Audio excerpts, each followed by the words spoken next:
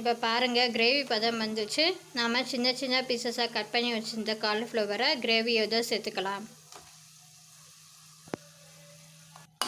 சேர்த்துட்டு நல்லா கலந்து விட்டுக்கோங்க. பாருங்கள் இந்த மாதிரி நல்லா கலந்து விட்டுக்கோங்க.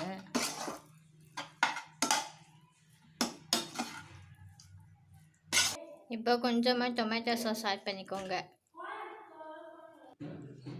இப்போ பாருங்கள் சூப்பரான கோபி மஞ்சூரியன் ரெடி ஆயிடுச்சு. இந்த டிஷ்ஷை உங்கள் வீட்டில் செஞ்சு பார்த்துட்டு எப்படி இருந்ததுன்னு எனக்கு கமெண்ட்ஸ் பண்ணுங்கள்.